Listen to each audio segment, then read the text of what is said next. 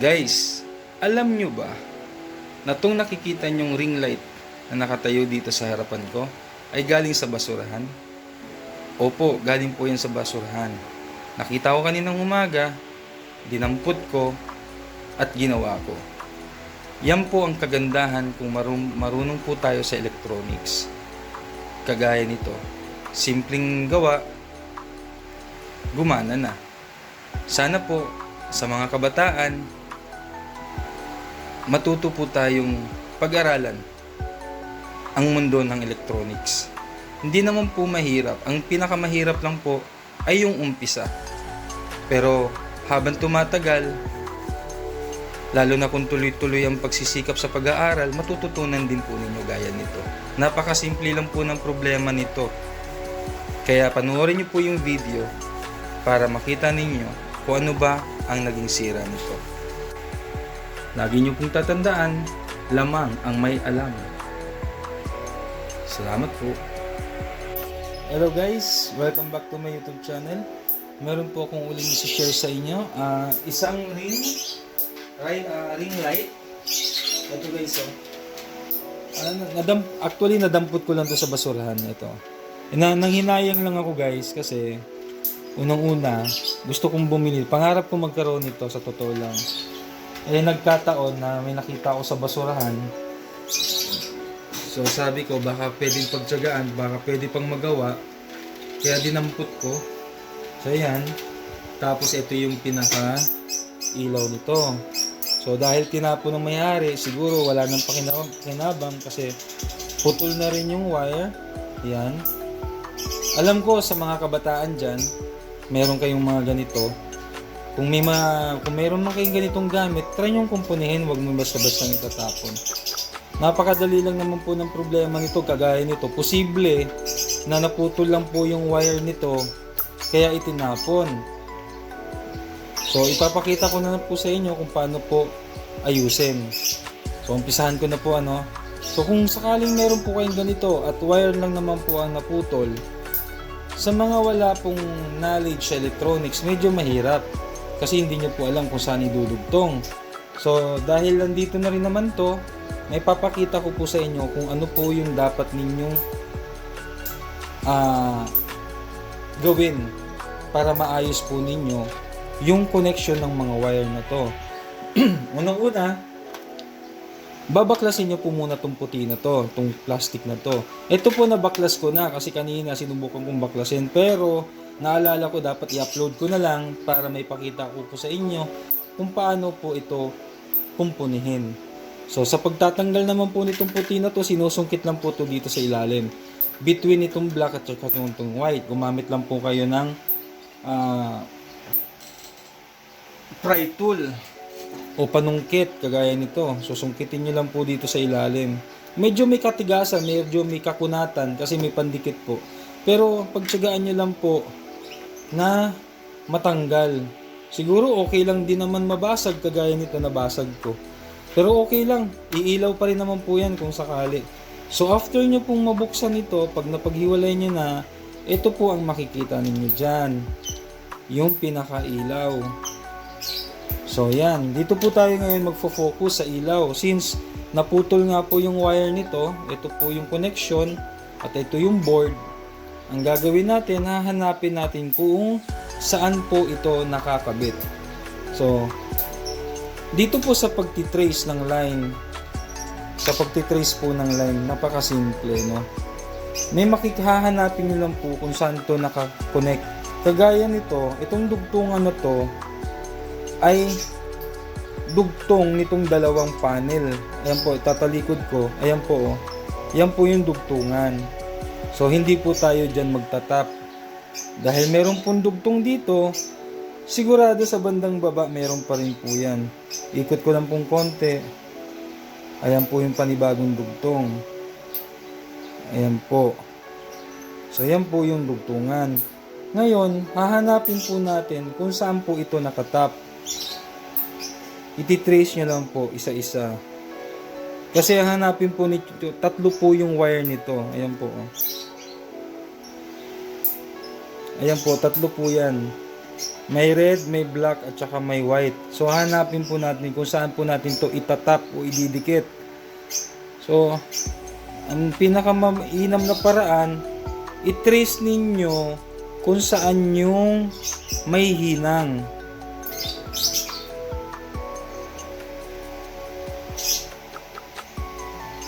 Kagaya po niyan, may nakalagay na, ito kagaya po nito. May nakalagay po dito na positive and negative. Nasaan na po ba yun? Ayan po. May positive. Pwede po natin dito ilagay yung red. Tapos yung black, pwede dito sa yellow o Y. Minus yellow. Ibig sabihin po minus, yan po yung negative part. Tapos itong W tsaka minus, ibig sabihin white po yung control nito. So, negative na white. So, ito po yun. Ang nakalagay dito ay positive. Ayan po, may plus sign. Yan po yung positive. Standard naman po ito sa electronics. Sa mga wire po, gaya nito.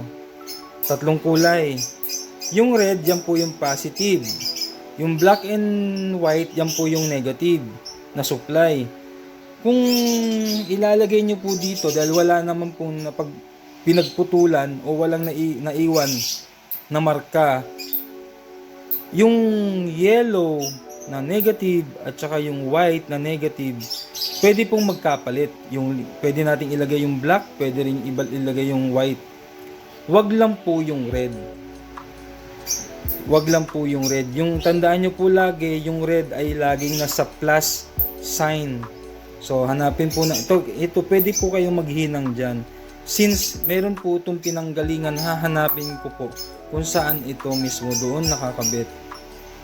Ayan po. Meron pong pinaghinangan. Ayan po, makapal. Medyo may sunog. Ibig sabihin po, dyan po galing tong wire na to. Ayan po. Pansin nyo po, merong plus. Yung nasa gitna, yun po yung plus. Yung nasa taas, yun po yung yellow minus. At saka yung W minus. So, doon po natin ilalagay yung wire na to. So, samahan nyo po ako. Papakita ko po sa inyo kung paano po magkabit nito. Iayos ko lang po yung camera.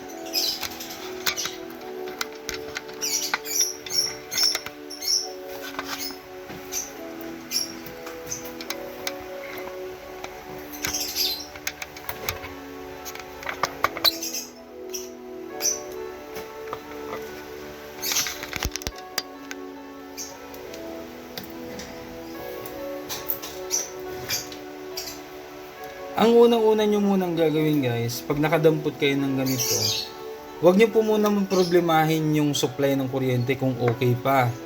Kasi ang unang-una muna natin gagawin, itap muna natin yung connection ng wire dito sa board. Kasi yun po yung pinaka-importante. Bago natin problemahin kung umiilaw pa o hindi. Pero kung gamit naman po ninyo ito, o matagal nyo nang gamit, sigurado po alam ninyo sa sarili ninyo na ay ito nabunot to kaya nawala ng kuryente. Ay ito pundido to, mga ganon. Pero dahil ito po madalas nangyayari, nabubunot lang po, nabubunot dahil nga po mahina yung pagkahinang. So yan. Pero tandaan nyo po lagi, sa paghihinang dapat po meron po kayong soldering iron. Napaka-importante nun. At saka soldering lead at soldering paste. Yung soldering paste, ito po yun. Ito po yung soldering paste. Ayan. Tapos, soldering lead. Ito po yung soldering lead. Ayan po. At saka, soldering iron. Ito po yung soldering iron. Ayan. So, dahil nabuksan ko na yung unit, ang gagawin ko na lang po, ituturo ko na lang kung saan po ba dapat ikabit yung pula na wire, at saka yung white and black. Gaya po ng sabi ko kanina, yung red ay laging sa positive sign. So, painitin po natin tong soldering iron natin. Ayan. Ngayon, ang gawin po ninyo, dahil baguhan nga po kayo, lagyan nyo muna po ng soldering paste o soldering paste para madali pong matunaw yung tingga. So yan, so, lagyan na po natin yung tatlo. Ito guys, sayang tinapon ng may-ari siguro dahil alakala niya wala nang pakinabang kung ginawa, dahil siguro hindi siya marunong magkumpon eh. Mas mabilis kasi guys magtapon eh. Ako pangarap ko to guys, napakasimple ng pangarap ko. Magkaroon lang ako nito, okay na. Kasi ginagamit ko nga po sa pagre-record. Gaya po ninyo, ginagamit nyo po madalas yan sa pagkukuha ng picture. So ngayon kung nabunot yung wire, huwag nyo po itapon. Magagawan po ng paraan yan. Kahit po kayo mismo sa sarili ninyo, kaya po ninyo, samahan nyo lang po ng tiyaga. So gaya nito, ulitin ko, yung pula ay sa plus sign. Dikit po ninyo dyan.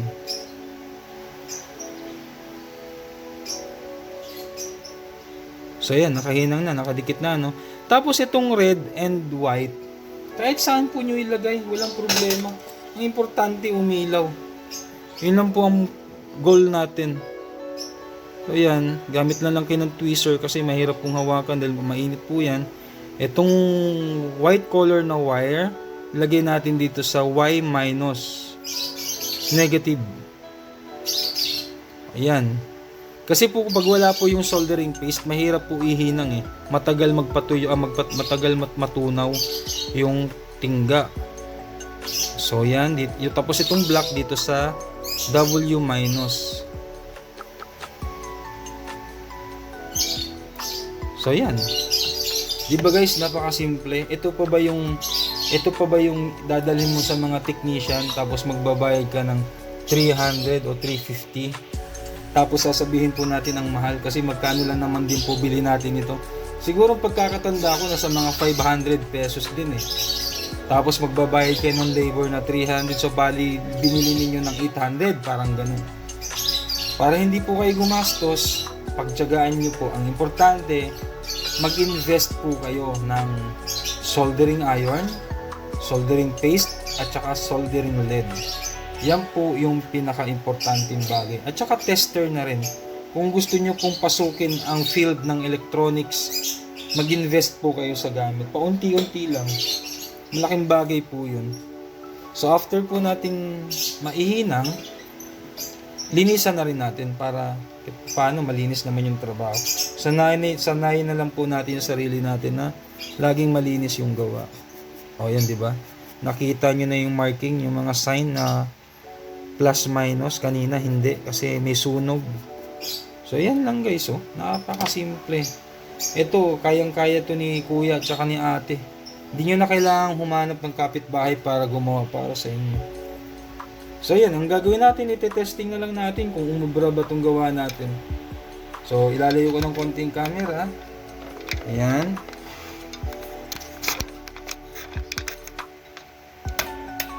Tapos ayan. Ang goal natin mapailaw. So ayan, ano. Tapos ito yung connector papunta sa charger. Ito yung control. Tapos ito yung USB niya, yung USB port. Ayan. So saksak ko na, no. Kailangan makita nyo lang na umilaw to. Ngayon kung bago nyo isaksak to, linisin nyo na rin to. Gaya nito, may kalawang. So ang gawin nyo, para sigurado na malinis yung mga pins, para hindi kayo magka-problema. Baka pagsaksak ninyo walang ilaw, hindi nyo napansin madumi pala yung pins kaya walang contact. So isama nyo na sa paglinis. So yan, sasaksak ko na to. Ito, sasaksak ko na. Tapos tignan nyo kung iilaw tong switch. Ayan guys, so umilaw. Oh. Patayin ko tong microscope ko. Ayan. Patayin ko na rin tong isa. Ayan. So ito yung switch. May ilaw po, di ba? Ayan po, may ilaw. So gagawin ko, pipindutin ko to. Try natin kung iilaw tong ring. Ayan guys, oh. Oh, di ba guys? Oh. Pindutin ko ulit. Oh. Tingnan natin kung gagana yung light nito na magbabago yung kulay. Ayan guys, oh. Oh, nagbabago. O, di ba? Malaking bagay, oh, nakatipid na. Hindi nyo na itatapon. Oh. So, ang gagawin ninyo, assemble nyo na lang uli, ibalik nyo sa dati. Ang goal ko lang naman po sa mga subscribers ko at saka sa mga viewers, matuto po kayo sa electronics kasi lahat po ng bagay ngayon ay may kinalaman sa kuryente. Kagaya ng cellphone, appliances, yan po ay operated lahat ng kuryente. Ngayon, magsimula po kayo sa basic. Ito po ay napaka-basic na problema. Ring light. Kung meron kayong ganito, huwag nyo itapon basta-basta. Kasi sayang po. Binili ninyo, magagamit nyo lang ng ilang buwan, tapos itatapon yun. So yun guys, maraming salamat po. Sana po nakapulutan po ninyo ng aral itong simpleng tutorial ko. Naway dumami pa po ang mga subscribers ko para may pagpatuloy ko po yung pagbablog. Mga nakasubscribe po, maraming salamat po sa inyo.